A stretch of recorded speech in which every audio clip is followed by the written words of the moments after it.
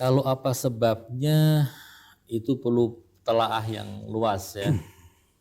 Cuman begini, Imam Bukhari yang menulis kitab Sahih Bukhari, demikian pula para penulis hadis dari Kutubus Sittah yang dipegangi oleh saudara-saudara kita Ahlus Sunnah,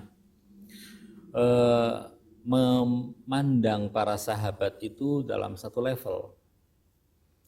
Dalam arti setiap orang yang hidup pada zaman Nabi, masuk Islam pada zaman Nabi, dan sempat bertemu dengan Nabi, melihat wajah Nabi, ini definisi sahabat yang diakui oleh para ulama seperti dalam kitab Usdul Ghabah atau dalam Al-Isabah ketika membahas mengenai biografi para sahabat.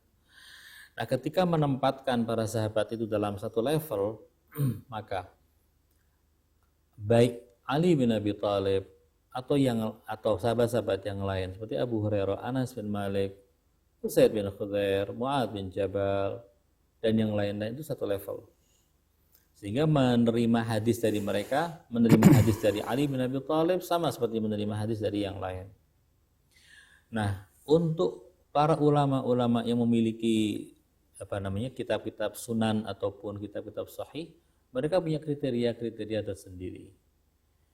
Mereka akan mengambil dari semua sahabat jalur periwayatan.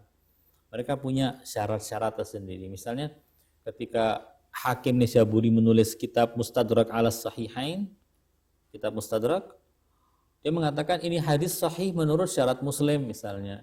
Menurut kriteria kesahihan Muslim ini hadis sahih. Atau ini hadis sahih menurut kriteria Imam Bukhari. Itu biasa disebutkan seperti itu. Atau ini sahih menurut kriteria dua sahih, ini sahih Bukhari dan sahih Muslim.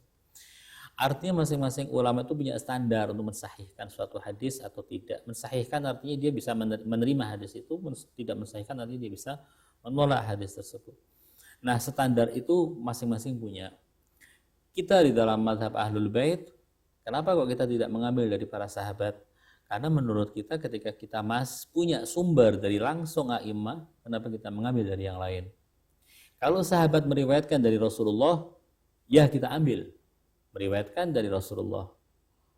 Bukan sahabat tersebut yang berbicara. Sebagaimana kita mengambil riwayat dari siapa? Dari Zurarah bin A'yan misalnya, yang meriwayatkan dari Imam Shadiq alaihi salam. Tapi riwayat yang kita terima siapa? Riwayat Imam Ja'far Shadiq alaihi salam. Jadi jalur periwayatan yang kita miliki berbeda dengan jalur periwayatan yang dimiliki oleh para muhaddits Ahlus Sunnah wal Jamaah.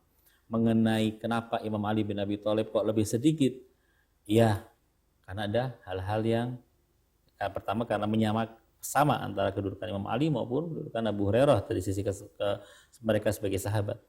Kedua mungkin juga masalah-masalah yang saat itu berkuasa, kondisi yang sedang berkuasa pada saat itu, atmosfer yang ada dengan masyarakat pada saat itu, sehingga jarang ada riwayat-riwayat yang berasal dari Imam Ali bin Abi Thalib. Mungkin karena tuduhan Syiah atau tuduhan yang lain. Wallahu a'lam.